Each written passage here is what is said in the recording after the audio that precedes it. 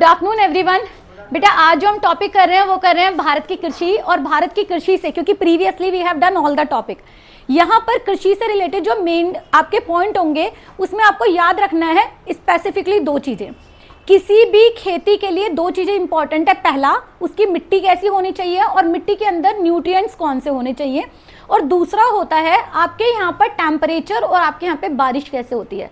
जहाँ पे टेम्परेचर ज़्यादा होगा वहाँ पर आपकी बारिश भी ज़्यादा होगी। कृषि से रिलेटेड 99% आपका जो क्वेश्चन आता है वो क्वेश्चन आते हैं बेसिकली कि आपकी पर्टिकुलर कृषि के अंदर आपके राज्य की स्थिति क्या है या आपके देश की स्थिति क्या है। यानी कि अगर हम बात करते हैं आम, तो आम सबसे ज़्यादा भारत में कहाँ पे उगाया जाता है? कहाँ उगाया जाता है? उत्तर प्रदेश में उगाया जाता है ना। केला कहाँ उगाया जाता है? उत्तर प्रदेश में उगाया जाता है। समझ में, उगाने की बात हो रही है ना। कहते हैं भैया केरल वाले हैं, हाँ जी केरला में होता है, उत्तर प्रदेश में उगाया जाता है केला सबसे ज़्यादा। अब अगर हम बात करते हैं यहाँ पर नेक्स्ट टॉपिक की, अगर हम बात करें कि दुनिया के अंदर धान का कटोरा किसे कहते हैं, चीनी का कटोरा किसे कहते हैं, है ना, या गेहूं किसे कहते हैं, तो यहाँ पर आपके अलग अलग आंसर आ जाएंगे कंट्री से रिलेटेड। यहाँ पर दो चीजें पूछी जाती हैं। पहला, नंबर 1, नंबर 2, नंबर 3 पे कौन है। 99% नंबर का आता है कि नंबर 1 पे गेहूं में अमेरिका है, चीनी का कटोरा क्यूबा को बोला जाता है। दूसरा आ जाता है यहाँ पर कि आपकी, हाँ जी, और दूसरा क्वेश्चन आ जाता है कि भारत की स्थिति उसको लेकर क्या है। तो बेसिकली ये जो टॉपिक है, जिसने मेरे साथ ऑलरेडी वाटर सिस्टम किया हुआ है, ड्रेनेज सिस्टम किया हुआ है, टेम्परेचर किया हुआ है, जलवायु क्लाइमेट किया हुआ है, सॉइल किया हुआ और फॉरेस्ट किया हुआ है, तो आसानी से इस टॉपिक को समझ पाएंगे। तो पहला क्वेश्चन जो आपका निकल के आ जाता है, इन्हीं क्वेश्चन से ही आपकी कृषि जो है पूरी क्लियर हो जानी है। सबसे पहले कि भारत की टोटल जनसंख्या कितनी एग्रीकल्चर पे डिपेंड है, तो कितनी है? अभी इसमें लिखा हुआ है 70%। ये पॉपुलेशन की बात हो रही है यहाँ पर, लेकिन आज की डेट में ये चेंज हो चुका है। इसको ये कहेंगे कि कृषि पर कितनी आधारित है भारत की जनसंख्या, आजीविका के लिए यानी जीवन के लिए कितनी है, तो वो है 70% ही है बेसिकली। लेकिन अगर आपसे बोला जाए कितने लोग भारत के कहाँ रहते हैं, गांव में, तो ये दो क्वेश्चन अलग है, वो आएगा आंसर आपका 54%। अब यहाँ पे अगर कृषि की बात करते हैं तो केवल वो 54% केवल आजीविका के लिए नहीं है। जो लोग हमारे कैजुअल लेबर होते हैं, जो शहरों में काम कर रहे हैं, जो आप लेबर चौक पे देखते हो, वो भी एट लास्ट जाके मेन लाइवलीहुड जो उनका होता है वो उनकी खुद की जमीनें होती हैं। कंसेप्ट क्लियर हुआ? तो यहाँ पर अगर आजीविका का चेंज बोलते हैं तो ये कहेंगे कि आजीविका के लिए किस पे डिपेंड है, कृषि पर डिपेंड है। लेकिन अगर हम वर्कआउट की बात बोले तो अब ये क्या हो गया, ये चेंज हो गया है, क्योंकि प्रीवियसली अगर आजादी से पहले बोलेंगे तो 84% people they were living in the villages and they were dependent on the agriculture. आजादी के बाद 74%, ये जो डेटा आप 70% देख रहे हो, दैट वाज 74% जो कि एग्रीकल्चर पर आधारित था। अब आ जाएगा कि करंट के अंदर 54% people are there, those are completely dependent on their, अपनी लिविंग के लिए कंप्लीटली किस पे डिपेंड है, एग्रीकल्चर। तो आपको ये डेटा, अब देखो 4 का रेशो हर जगह आ रहा है, 84%, 74% एंड आज की डेट में कितना है, 54%। तो आप अगर डेटा यहाँ पे आता है तो उसे याद रखना 54%, क्योंकि ये बुक बहुत पुरानी है। समझ में आया? नेक्स्ट आ जाएगा, अगर हम बात करते हैं कि हमारे जीवीए कौन बताएगा, जीवीए की फुल फॉर्म क्या होती है? लिखा हुआ है वैसे तो बोर्ड पे, हाँ जी, gross value added. Gross value added होती क्या है ना, लिखा हुआ भी है, गलती से पूछ लिया मैंने तुमसे ये क्वेश्चन। ग्रॉस वैल्यू एडेड होती क्या है? देखो, कोई भी प्रोडक्शन जब आप करते हो तो एग्रीकल्चर रिसोर्सेज प्रोवाइड करता है। अगर बिस्किट बनाने हैं तो उसका गेहूं हो गया, है ना। अगर आपकी सपोज करूँ कि आपका जो कंपनी है, जैसे कि अगर ये बना रहे हैं तो इसके अंदर जो भी इंक आएगी वो इंक बहुत सारी फ्लावर से भी बनती है, तो फ्लारिकल्चर हम ले सकते हैं इसके अंदर। अगर हम बात करें प्लास्टिक, तो प्लास्टिक के लिए मिनरल्स की जरूरी होती है, तो वो भी जमीन से ही आती है ना। यहाँ पर डिपेंड, क्वेश्चन ये कह रहे हैं, हम सिर्फ यहाँ पे एग्रीकल्चर को लेके चल रहे हैं कि कोई भी ग्रॉस वैल्यू एडेड का मतलब होता है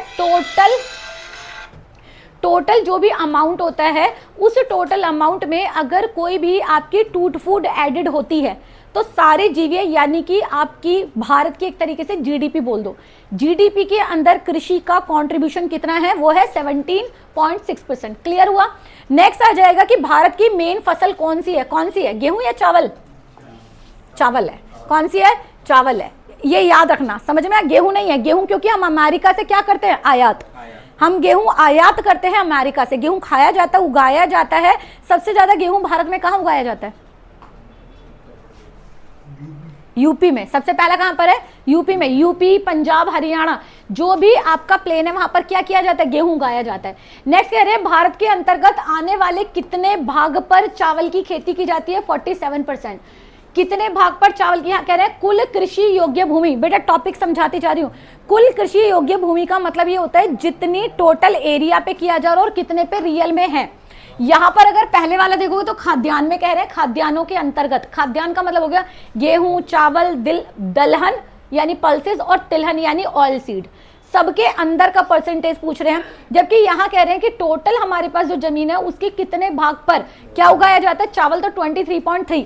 अगर आप बात करते हैं वेस्ट बंगाल की बात करते हैं तो सबसे ज्यादा चावल की खेती कहां की जाती है? डेल्टा के अंदर, गंगा ब्रह्मपुत्र के डेल्टा के अंदर। कह रहे हैं विश्व में चावल के अंतर्गत सर्वाधिक किस देश के अंदर है चावल में? भारत में। नेक्स्ट आ जाएगा भारत के कुल क्षेत्र, विश्व के कुल क्षेत्रफल का कितना प्रतिशत भारत उगाता है? 21% है। दूसरी मुख्य क्या है? गेहूं। और गेहूं के लिए कितने प्रतिशत पे की जाती है? 15% पे की जाती है। और कितना प्रतिशत है दुनिया का? 12 है।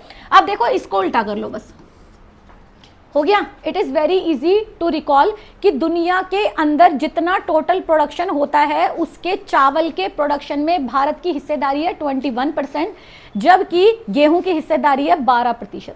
ये अब तुम लोगों का जो लोअर लेवल होता है ना उसमें इंपॉर्टेंट नहीं होती, उसमें इंपॉर्टेंट इनमें से ये बताओ कौन सा क्वेश्चन हो सकता है। चलो मैं देखती हूँ तुम्हारा दिमाग कितना तेज है। बताओ जितने क्वेश्चन किए हैं उसमें से कौन सा क्वेश्चन ऐसा है जो तुम्हारे होना चाहिए कि हाँ भाई हमें याद होना चाहिए एटलीस्ट। पहला क्वेश्चन, पहला। दूसरा जीवीए से रिलेटेड लगातार क्वेश्चन आता रहता है, बजट के अंदर क्वेश्चन आता है इस तरह का। ये करंट अफेयर का आएगा, अगर ये करंट अफेयर में क्वेश्चन आया हुआ तो आएगा। उसके बाद है भारत की मुख्य खाद्यान्न फसल कौन सी है? चावल। और विश्व में चावल में सबसे ज्यादा कौन सा देश उगाता है? तो भारत है। ये इंपॉर्टेंट क्वेश्चन है। अगर एसएससी लेवल पे बोले तो इससे अलग, इन 3 क्वेश्चन से अलग तुम्हारा कोई क्वेश्चन नहीं आ सकता खेती से रिलेटेड, गेहूं चावल से रिलेटेड। कंसेप्ट क्लियर है? अब गेहूं चावल से रिलेटेड तुम्हारे ये भी क्वेश्चन नहीं आएंगे। कौन सा क्वेश्चन बनता है? गेहूं और चावल भारत के अंदर ऐसी 2 फसलें हैं जिसका एमएसपी डिसाइड किया जाता है। इसके अलावा लगातार अलग अलग सरकारों के कहने या बहुत सारे जो कृषि आंदोलन होते हैं उनकी वजह से आपके दालें और तिलहन जो होते हैं उनके भी किसी के प्राइस, कुछ चीज़ों के प्राइस जो होते हैं वो डिसाइड किए जाते हैं, सबके नहीं डिसाइड किए जाते हैं।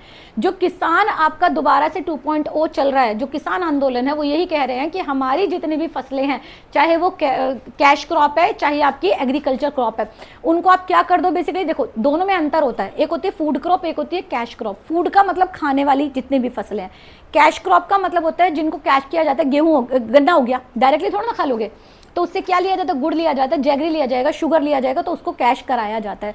जूट हो गया तो जूट को एज इट इज यूज नहीं होता, उसके बैग या उनसे एसेट्स बनते हैं बेसिकली। तो इस जो भी फसलें जिनको हम डायरेक्टली कंज्यूम ना करके उसको बिजनेस एक्टिविटीज में लेते हैं उसको हम क्या कहते हैं? कैश क्रॉप कहते हैं। कंसेप्ट क्लियर हुआ? नेक्स्ट आ जाता है आपका कि देश का, यहाँ पर अगर खाद्यान्न, इतना समझ में आया? क्वेश्चन ये समझ में आ गए? नेक्स्ट हम बात कर रहे हैं कि भारत के अंदर कौन कौन सी फसलें ऋतुओं के आधार पर होती है। तो बेटा 3 तरह की फसल होती हैं, राबी, खारिफ एंड जायद। अब आपकी 2 फसलें मेन, अगर आप वर्ड करोगे रबी, जैसे अगर नॉर्मल भी होता तो भी मैं ऐसे पढ़ा रही होती है ना। राबी का मतलब होता है, देखो राबी और खरीफ दोनों में बड़ा सुनने में कौन सा है? खरीफ। सर्दी और गर्मी, छोटे को छोटे, बड़े को बड़े से मिला लो। इसका मतलब ये हो गया रबी की फसल जो होगी वो सर्दियों से रिलेटेड हो जाएगी और खरीफ की फसल जो हो जाएगी वो गर्मियों से रिलेटेड है। समझ में आया? जो गर्मियों में उगाई जाएगी। अब गर्मियों में जो उगाई जाएगी वो कटेगी कब जाके? मई जून में तुमने उगाया, कटेगी कहाँ जाके? सितंबर में।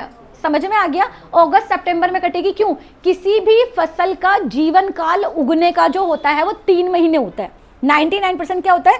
3 मंथ। कोई भी फसल जो उगती है वो 3 महीने में फसल पक के तैयार हो जाती है। अब इस कंसेप्ट को समझना है कि इसे याद कैसे करें, रट्टे कैसे मारें। रट्टा नहीं मारना है, बस आप एक चीज कंसेप्ट ये रखना, कोई भी ऐसी फसल जिसे उगने के लिए ज्यादा पानी चाहिए, भारत में यूपी में, हम तो यूपी में है तो हमें इसका बेनिफिट है। भारत में यूपी में बारिश किस मौसम में होती है, किस महीने में होती है? किस मौसम में होती है? जुलाई में। जुलाई में होती है ना, है ना? जुलाई में 5 जुलाई से लेके हमारा 5 जून से मॉनसून आता है, लेकिन यूपी में मॉनसून पहुंचता है 15 जुलाई को, यानी जुलाई में होती है। इसका मतलब है ऐसी सारी फसलें जिनको उगाने के लिए ज्यादा पानी चाहिए, तो वो पानी कब मिलेगा हमें? जून जुलाई में। यानी ऐसी फसलें कब उगेंगी? जून जुलाई में। चावल को बहुत पानी चाहिए, कब उगेगा? जून जुलाई। दूसरा तरीका समझेंगे। दूसरा तरीका ये कहता है कि जो भी फसलें आपकी, कुछ फसलें ऐसी होती हैं जिसको सुखा नहीं सकते। तरबूज है, तरबूज को तुमने अब उगाया और उसको क्या सुखा के खा सकते हो तुम 3 महीने बाद? नहीं। इसका मतलब है जैसे वो उगेगा उसे तभी खाया जाएगा। अगर मैं सीड वाली तो बोल दूं अलग है, लेकिन कुछ फसलें ऐसी होती हैं जिनको उगने के बाद धूप चाहिए जिसमें उसे सुखा सके। हमने दाने निकाल लिए, दानों को क्या करना पड़ेगा? सुखाना पड़ेगा। और सुखाना कैसे पड़ेगा? कि जब तेज धूप निकले तब। तेज धूप कब निकल रही है आपकी? ना तो इतनी ज्यादा धूप चाहिए आपको। तो इसका मतलब है फसल जो उगेगी वो कब तक उग जानी चाहिए? सर्दियों में उग जानी चाहिए, गर्मियों में कट जानी चाहिए। गेहूं कब काटते हो आप? मार्च में। क्यों काट रहे हो गेहूं मार्च में? क्यों काट रहे हो? चावल और गेहूं क्यों काट रहे हो? क्योंकि वो सर्दियों में उगाई गई थी। क्यों? क्योंकि आपको बेटा उन्हें सुखाना है। जब भी फसल को याद रखो ना, क्योंकि उन्हें सुखाना पड़ेगा, दालों को आपको सुखाना पड़ेगा। तो जो भी आपकी, और सुखाने के लिए क्या चाहिए तुम्हें? धूप चाहिए। कंसेप्ट क्लियर हुआ? तो जिस फसल को तैयार होने के बाद धूप चाहिए, तो धूप मिलेगी गर्मियों में, तो फसल उगेगी कब? सर्दियों में। कंसेप्ट क्लियर है? ऐसे लगाना, उसे समझना, क्वेश्चन को तुम्हें रटने की जरूरत नहीं है, आंसर निकल जाएगा तुम्हारा। Concept clear? दो फसलों के बीच में जो समय होता है, उस पीरियड ऑफ टाइम में जब बारिश होती है तो उस समय पर आपकी तीसरी फसल उगाई जाती है जिसे कहा जाता है जायद। सर्दियों में उगने वाली फसल कौन सी हो गई? राबी। गर्मियों में उगने वाली फसल कौन सी हो गई? खारिफ। अगर आपकी जितनी भी फसलें जो ग्रीनरी वाली होती हैं, जिनके अंदर सीड होता है जनरली, और जिसके अंदर वाटर रिटेंशन कैपेसिटी ज्यादा होती है, जिसमें भी फल यानी सारे के सारे, वो कब उगेंगी? सारी की सारी, घिया हो गया, कुकुम्बर हो गया आपका, ये सब कब आएंगी? जायद फसलें गर्मियों में उगती हैं। समझ में आ गया? दोनों के, रबी के और खारिफ के बीच में। अब यहाँ पे कुछ फसलें ऐसी भी होती हैं जो आपकी एक्सेप्शन होती है, आपको लगेगा कि ये सर्दी में उगेगी लेकिन होगी वो गर्मी के अंदर, है ना। कुछ फसलें ऐसी भी होती हैं, वो एक्सेप्शनल है। क्लियर है? एक एक करके अब आई होप कंसेप्ट समझ में आया तुम लोगों को? समझ में आ गया? अगर तुम इसे याद करोगे ना तो ऐसे निकाल जाओगे आंसर, बिल्कुल बहुत आसान तरीके से निकाल के लेके जाओगे। कर लेते हैं फटाफट से। सबसे पहले अगर हम रबी की फसल करते हैं तो रबी की फसल अब इसमें दिया हुआ, और ये क्वेश्चन आता है बेटा, उगेगी कब और कटेगी कब? देखो, रबी की फसलें ठंडी हमें कब पता चलती हैं? ठंडी हमें पता चलती है जब हमारी दीपावली आती है, तब ठंड शुरू होती है। और 99% दीपावली हमारी अक्टूबर में आती है। 99% अक्टूबर में, ज्यादातर अक्टूबर में आती है। समझ में? तो अक्टूबर में ठंड शुरू, अक्टूबर में ठंड, दशहरे के समय पे ठंड हो जाती है। दशहरा कब आता है? अक्टूबर में आता है। समझ में आया? जब ठंड शुरू हो जाए हमारे यहाँ पे, हम केरला की बात नहीं कर रहे, हमारा उत्तर प्रदेश, हमें उसका बेनिफिट है। मैंने तो ऐसे याद किया था, जैसे तुम्हें याद करना वैसे तुम याद कर लो। मुझे ये पता था कि अक्टूबर में स्वेटर निकल जाते हैं हल्के फुल्के, तो स्वेटर कब आ रहे हैं? अक्टूबर के आ जाते हैं ना, तो थोड़ा और ग्लोबल वार्मिंग की वजह से है, लेकिन अक्टूबर में ठंड हल्की शुरू हो जाती है। तो अक्टूबर में ठंड शुरू हुई, यानी रबी की फसल कब उगेंगी? अक्टूबर में, अक्टूबर नवंबर में। क्लियर है? अब यहाँ पे जो फसल मैंने अभी तुम्हें क्या बताया, जो फसल सर्दी में उगेगी गर्मी में काटी जाएगी। गेहूं काटते हैं हम होली पे, होली कब आती है? मार्च में। भैया ऐसे याद कर लो। समझ में आया? तो ये कब कटेगी? मार्च अप्रैल में। समझ में आया? गर्मी की फसल, गर्मी कब शुरू होती है? मई में।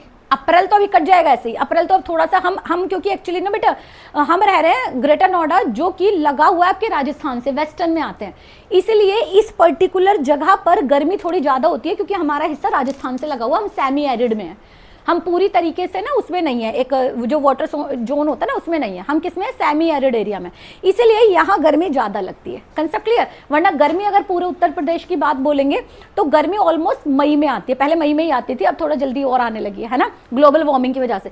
तो मई में यहाँ पर क्या हो जाएगा, जो खरीफ की फसल है वो मई के लास्ट से शुरू होकर मई जून, आप याद रख लो कि गर्मी की छुट्टियां शुरू हो गई।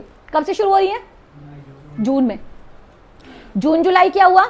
फसल उग गई। और कटेगी कब आपकी? अक्टूबर से पहले, क्योंकि आपकी दूसरी फसल उगानी है ना, आपको गुड़ाई करनी है, तराई करनी है, बीज सोइंग करना है, तभी तो फसल उगेगी। सीधी सी बात है। तो आपको जमीन तैयार करनी है, तो जमीन तैयार करने के लिए आपको क्या चाहिए? समय चाहिए। तो कटेगा कब आपका? जब आप काटोगे तभी तो दूसरी लगाओगे, सीधी सी बात है। तो आपने क्या काट ली यहाँ पे? नवंबर दिसंबर में आपकी कट गई। उगेगी कब? यहाँ पर। समझ में आ गया? नेक्स्ट आ जाएगा जायद की फसलें। जायद की फसलें क्या होती हैं भैया? जायद की फसलें वो होती हैं जो आपको मई जून में पेट को आराम दे दे, ठंडक दे दे। तो यानी अब मैंने सिंपल सा तरीका बताया, जो फसल आप जून जुलाई में खाने वाले हो वो आपको कब उगानी पड़ेगी, मार्च अप्रैल में उगानी पड़ेगी। समझ में आ गया? आपका होता है ना कुकुम्बर होता है, खीरा होता है, कब आते हैं आपके? जुलाई, जून जुलाई में आते हैं, है ना। तो उस समय पर आपको क्या चाहिए बेसिकली, दैट मार्च अप्रैल में होगा और मई जून में यहाँ पर क्या हो जाएगी, कटिंग हो जाएगी। तो एक रफ आइडिया ले लो, उससे ये क्वेश्चन निकल जाता है। एसएससी लेवल पे ये बड़ा प्यारा सा क्वेश्चन है और बहुत आता है, कंसेप्ट क्लियर। दूसरा आ जाता है, तुम्हें आसानी से ये समझ में आ जाएंगी, है ना। तो इसमें सबसे पहले गेहूं की फसल कब उगाई जाएगी, सर्दियों में, तभी तो आप गर्मी में अब काटोगे, मार्च में। समझ में आया? आप धान की फसल, अच्छा धान एक अलग, धान क्या होता है, पैडी। बेटा ये है आपके पास ऑलरेडी, ऐप में है तो सही, सब कुछ ढूंढोगे तो मिलेगा। यहाँ खुदा वहां खुदा, जहां नहीं खुदा वहां हम खुदा देंगे। तो हम खुदाने लग रहे हैं लेकिन हमें नहीं पता खुदा हुआ ऑलरेडी है ना। बस वही पंगे हमारे। क्या धान है, ये फेमस अब हुआ है यूट्यूब की वजह से, लेकिन हम तो बचपन से सुनते आ रहे हैं। आगे आ जाता है धान। धान होता है बेटे चावल। अब देखो तुम्हारा अंतर क्या होता है, धान को बोलते हैं पैडी और चावल को बोलते हैं राइस। बताओ किसको पता है डिफरेंस? जब कटता है धान होता है, जो भूसे के साथ होगा वो पैडी या धान, है ना। और जो अलग हो जाएगा, क्लियर है, जो ये अलग होने का प्रोसेस होता है उसे क्या कहा जाता है? चावल को भूसे से अलग करने के प्रोसेस को क्या कहते हैं? चावल। और सबने जो 7th 8th करके आए ना, उसके अंदर एक लेडी होती है, ऊपर खड़ी होती है, ऐसे ऐसे करते, सबने वो पिक्चर देखा होगा। उस प्रोसेस को बताओ क्या कहते हैं? प्रोसेस बताना है, मतलब चावल नीचे। अरे इस प्रोसेस को क्या कहते हैं?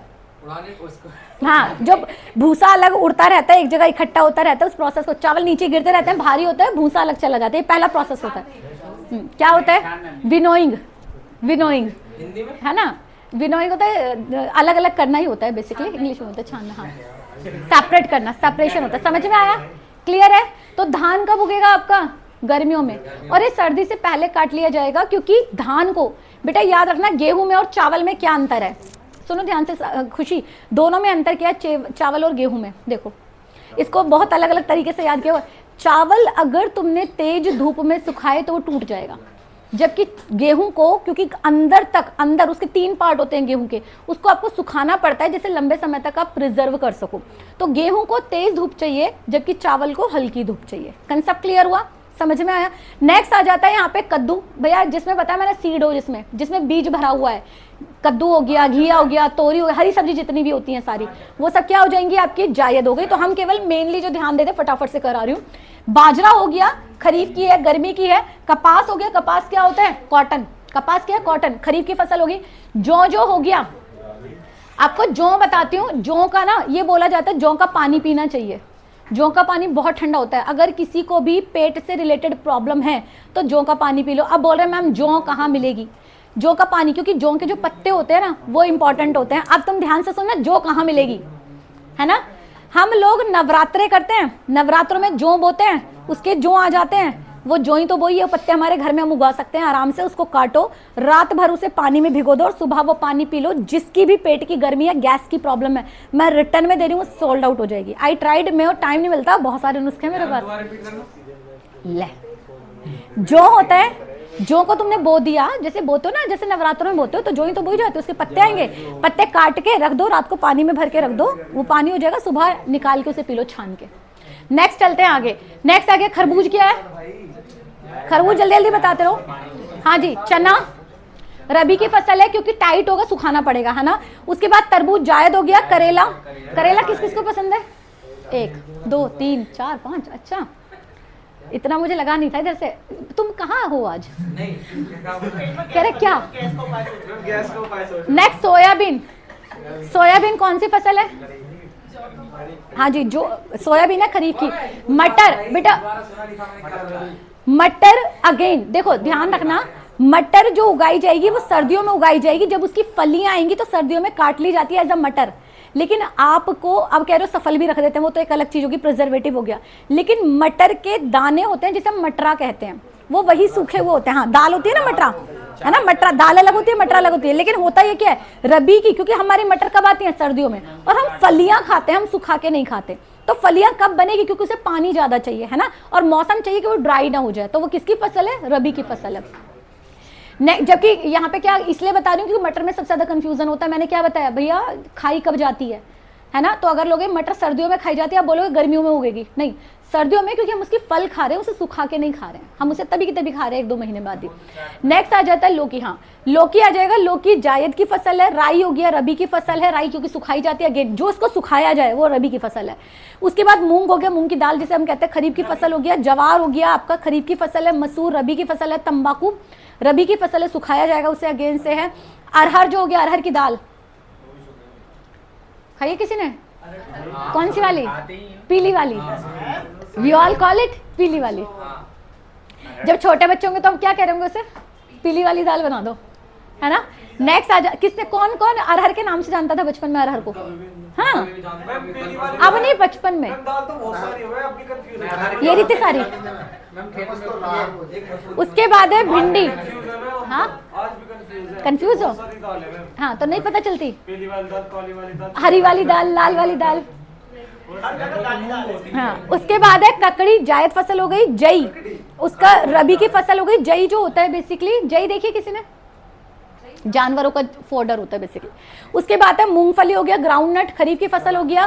सरसों जो हो गया वो रबी की फसल है। आलू रबी की फसल है आपकी, इसलिए सर्दियों में ज्यादा, सर्दियों में चिप्स बनते, गर्मियों में चिप्स बनते हैं सारे, यानी उगे कब उगेंगे, रबी में, ठीक है, तभी तो गर्मियों में चिप्स बनते हैं। नेक्स्ट आ जाएगा आपका शकरकंद हो गया। शकरकंद इसका भाई है, लेकिन आएगा कब, ये आता है जो सर्दियों में, शकरकंद सबसे ज्यादा सर्दियों में खाया जाता है। उसके बाद तिल हो गया, खरीफ की फसल है आपकी। खीरा हो गया, जायद हो गया, हरी मिर्च, मेरे ख्याल से इससे तुमने आइडिया निकाल लिया होगा, है ना। गन्ना हो गया, खरीफ की फसल है आपकी, सर्दियों में खाया जाता है। टमाटर जायद की फसल हो गया। जूट हो गया खरीफ की फसल। उसके बाद सनई हो गया खरीफ, यानी जिसको भी सुखाया जाएगा वो सारी की सारी क्या हो जाएंगी, बिल्कुल जस्ट उल्टा चले जाना, ठीक है जी। उसके बाद आ गया तुम्हारा यहाँ पर ये इंपॉर्टेंट पॉइंट आ गया, जो मैं पेपर कह रही हूँ, पेपर आपका 2 ही जगह से आता है बेटा। पेपर या तो आएगा आपका यहां से क्वेश्चन, और या फिर क्वेश्चन आना है आपका इस जगह से, क्लियर है। और ये एज इट इज रहता है, उसको चेंज नहीं कर सकते तुम। ये नहीं है कि अपने यहाँ पे बढ़ा दोगे ज्यादा जगह, नहीं। इसमें सबसे पहले कह रहे हैं पहला राज्य कौन सा है, इसमें चावल में पहला राज्य वेस्ट बंगाल, गेहूं में उत्तर प्रदेश, जवार में महाराष्ट्र, बाजरा राजस्थान हो गया, मक्का कर्नाटका हो गया, चना मध्य प्रदेश, मूंगफली। अब याद रखना इसमें देखो 2-3 क्वेश्चन ही आते केवल। अगर आपसे पूछा जाए दलहन यानी दालें, तिलहन, ऑयल सीड, दोनों ही एमपी वाले हैं, एमपी वाले से मंगाया करो, लेके किसी के लिए कुछ नहीं आएगा ये। उसके बाद है गन्ना उत्तर प्रदेश, आलू उत्तर प्रदेश। उत्तर प्रदेश निकाल लो अपना, उत्तर प्रदेश में क्या आ गया, गन्ना आ गया, आलू हो गया, गेहूं हो गया, ठीक है। उसके अलावा क्या हो जाएगा तुम्हारा, और कुछ नहीं है, ठीक है जी। नेक्स्ट हो जाएगा राजस्थान में जो भी आपकी फसलें, जैसे आपकी ये सरसों से रिलेटेड है, तेल ऑयल से रिलेटेड जो है, सरसों जो हो गया, सरसों की तेल निकलता है बेसिकली, तो राजस्थान हो गया। सूरजमुखी कर्नाटक, सोयाबीन मध्य प्रदेश, सोयाबीन बहुत आता है पेपर के अंदर, बहुत आता है पेपर के अंदर सोयाबीन। जूट पटसन वेस्ट बंगाल, जूट पटसन में क्योंकि बांग्लादेश आप याद रख सकते हो कि बांग्लादेश में भारत के अंदर जूट की मिलें रह गई और सारा का सारा जो फर्टाइल हिस्सा था वो सारा बांग्लादेश चला गया। हम बोलो पटसन जूट ही होता है बेसिकली बेटा, पटसन जूट का ही दूसरा नाम पटसन है। जूट देखा है तुमने कभी, नहीं देखा है, जिससे बैग बनते हैं, दरी, हाँ बोरी बनती है ना। उसके बाद है कपास, कॉटन हो गया, गुजरात के अंदर है। नारियल केरल, काली मिर्च केरल, तंबाकू आंध्र प्रदेश, रेशम कर्नाटका। रेशम की कितनी वैरायटी भारत में मिलती हैं, रेशम की कितनी वैरायटी भारत में मिलती हैं, या माय गुडनेस, रेशम की वैरायटी पूछा है, बताओ भाई रेशम की कितनी वैरायटी भारत में मिलती हैं। रेशम कैसे पाला जाता है पता है, हाँ रेशम पता है कैसे पाला जाता है, हाँ सिल्क वॉर्म्स होते हैं। कौन से पेड़ पर उगते हैं, शहतूत के, मलबरी पेड़ पर, मलबरी पेड़ या शहतूत के पेड़ होते हैं उसके ऊपर होता है, हाँ। और मलबरी खाई जाती है, उसमें पता नहीं कितने कीड़े खाए जाते हैं, है ना, छोटे छोटे आते हैं। शहतूत का पेड़ जो होता है ना, शहतूत देखा है, यहाँ होते हैं, यहाँ भी उगेंगे, यहाँ पे बहुत सारा शहतूत है पूरा। जो तुम्हारा ये ना आपका इसके सामने किसका है, समरविला के सामने जो सारे पेड़ हैं वो सब शहतूत के होते हैं, सारा शहतूत ही शहतूत पाएगा आपको, ठीक है। उसके बाद आ जाएगा तुम्हारा चाय, चाय है असम से, ये मैं कराऊंगी अलग से टॉपिक तुम्हें। चाय हो गया असम से, कहवा हो गया कर्नाटका। इसमें होती है साटन जिसे आप कहते हो, ईरी होती है आपके यहाँ पे, मूंगा होता है जो इसकी वैरायटी है, रेशम की वैरायटी जो हमारे यहाँ होती है, साटन होता है ना, साटन तुमने देखा ईरी होता है और मूंगा होता है, ये इसकी वैरायटी है और ये कर्नाटका में उगाई जाती हैं। नेक्स्ट आ जाएगा असम के अंदर चाय, असम से है। कहवा, कहवा क्या होता है? कहवा भी पत्ते ही होते हैं, चाय की तरीके से पत्ते होते हैं। जैसे एक होता है यहाँ पे प्रोग्राम जो इसका होता है ना, यहाँ पे होता है चेरी ब्लॉसम कर्नाटका के अंदर, जब कॉफ़ी की सीडिंग होती है तो कॉफ़ी भी कर्नाटका है। कहवा और कॉफ़ी अलग अलग है लेकिन ये कर्नाटका से है। प्याज आ जाएगी महाराष्ट्र से, इसलिए रेट सबसे ज़्यादा यहीं पे इफेक्ट होते हैं। लाल मिर्च होती है आंध्रा, लीची होगी बिहार, लौंग होगी तमिलनाडु, सुपारी होगी कर्नाटक, काजू होगा केरल, हल्दी होगी आंध्र प्रदेश। अब तुम्हें एक बहुत अच्छी ट्रिक दे रही हूँ आज, अगर तुम्हें लेनी है तो। प्याज हर कोई खाता है और प्याज कम से कम 3 से 4 महीने स्टोर करके रखी जा सकती है। हाँ, आराम से रखी जा सकती है 3-4 महीने, ठीक है। अगर स्टोरिंग उसकी सही रख रहे हो तो रखी जा सकती है 3-4 महीने आराम से। नहीं, आपकी जो प्याज है वो किस मौसम में महंगी होती है? वो होती है जुलाई के मौसम में महंगी। क्यों? क्योंकि जुलाई के अंदर महाराष्ट्र के अंदर इस समय पे जितनी भी प्याज है वो कट के सब स्टॉकिंग होनी शुरू हो गई होगी सबसे ज़्यादा, क्योंकि जब बारिश ज़्यादा होती है तो ट्रांसपोर्ट जो सिस्टम है हमारा वो डिस्टर्ब होता है, जिसकी वजह से प्याज के रेट बढ़ जाते हैं 150 से 180 रुपये किलो। तो आपके यहाँ जो बारिश होती है वो होती है जुलाई के 15 जुलाई। इसका मतलब है कम से कम जुलाई से अगस्त के महीने के लिए आप प्याज जो भी खाते हैं वो अप्रैल से मई के महीने में स्टोर करके रख सकते हैं कि 10-15 किलो या एक बोरी लेकर, जो ज़्यादा प्याज कंज्यूम, मेरे यहाँ तो बहुत कम यूज़ होती है। तो जिनके यहाँ पे लगातार प्याज होता है और प्याज के 150 रुपये से बचने हैं, क्योंकि अभी जो आपको मिल जाएगी अप्रैल में भी जो मिल जाती है वो मिल जाती है आपकी 50 से 60 रुपये किलो तक में। लेकिन अगर आपको जुलाई में कभी भी, हाँ कहाँ पे 3 रुपये किलो? MP में 3 रुपये किलो प्याज है। अच्छा, थोक में लेते हो? क्यों, तुम्हारा क्या बिजनेस है? बिजनेस नहीं, गर्मियों सर्दियों के लिए ऐसे लेके रख लेते हो? वेरी गुड, बहुत सही है। 3 रुपये किलो यहाँ लेके आओ बेटा। हाँ अभी 25, हाँ 25 चलेगा। लगती भी है कभी कभी, किसी साल नहीं लगती तो खरीदनी पड़ती है। अच्छा, तुम्हारे यहाँ पे एक प्लान बनाते हैं भैया MP चलने का। नियत देखो, नियत देखो, ऐसे दोस्तों से तो भगवान बचाए। चलो अच्छा फिर ठीक है। नेक्स्ट आ जाएगा बेटा लौंग सुपारी। याद रखना, लौंग जो आएगा तमिलनाडु, सुपारी आएगा कर्नाटका। और अगर मसाले आ जाएं आपके, अगर मसाले आ जाएं तो क्या है? केरल। मसाले का आ जाए तो केरल हो गया। हल्दी आपकी आंध्र प्रदेश। ठीक है जी। हाँ जी, किसकी ट्रिक बता रही थी? किसकी ट्रिक? बता रहे थे आप। मैं बता तो दिया मैंने तुम्हें कि प्याज, अगर प्याज तुम्हें ये चाहिए कि भाई 150-200 रुपये किलो तुम्हें प्याज बच सके, 80-90 रुपये किलो नहीं लेनी है, तो अपना मार्च अप्रैल तक लेके अपनी प्याज, जैसे मार्च तो आधा चला ही गया, अप्रैल के अंदर ही अपने प्याज की स्टॉकिंग कर ले। 2-3 महीने नहीं होता है। हाँ, महंगे हो जाते हैं, बिल्कुल महंगे हो जाते हैं। नेक्स्ट आ जाएगा फसल। इधर नेक्स्ट आ जाते हैं बेटा बाकी फसल। जो में उत्तर प्रदेश है, धनिया राजस्थान, केसर जम्मू कश्मीर। केसर जानते हो क्या होता है? केसर जानते हो क्या होता है? ठीक है। छोटी इलायची केरल होगी, बड़ी इलायची सिक्किम। पेपर में कंफ्यूज मत होना, बड़ी इलायची और छोटी, बड़ी इलायची होती है मोटी वाली और छोटी होती है जो छोटी वाली हरी वाली होती है। नेक्स्ट गरम मसाला केरल, अरहर हो गया महाराष्ट्र, आम हो गया आपका उत्तर प्रदेश, अमरूद हो गया उत्तर प्रदेश, अनानास हो गया वेस्ट बंगाल, सेब हो गया जम्मू कश्मीर, नाशपाती हो गया जम्मू कश्मीर, और संतरा हो, और अनार, संतरा है नागपुर का। संतरा कहाँ का है? नागपुर का। और आपका अनार हो गया महाराष्ट्र। अब बेटा इस क्वेश्चन में तुम्हें एक चीज बताती हूँ, जो पहले से फसल पेपर में आई हुई है वो करंट में नहीं आती है ज्यादातर, ठीक है। How many of you like लीची? रामनगर साइड ज्यादा बहुत होती है। कहाँ उगती है सबसे ज्यादा लीची? बिहार में। कहाँ होती है सबसे ज्यादा? बिहार में। कोई है यहाँ से बिहार से? कौन है? नहीं, बिहार से यहाँ कोई नहीं है। कौन है? जूही थी। जूही तो बहुत ही बढ़िया कर रही है। उसके बाद आ जाते बेटा हरित क्रांति। अब यहाँ पे देखो नेक्स्ट आ रहा है हरित क्रांति क्या होती है, और हरित क्रांति का ये करेंगे हम कल, क्योंकि मैम आ गई होंगी आपकी।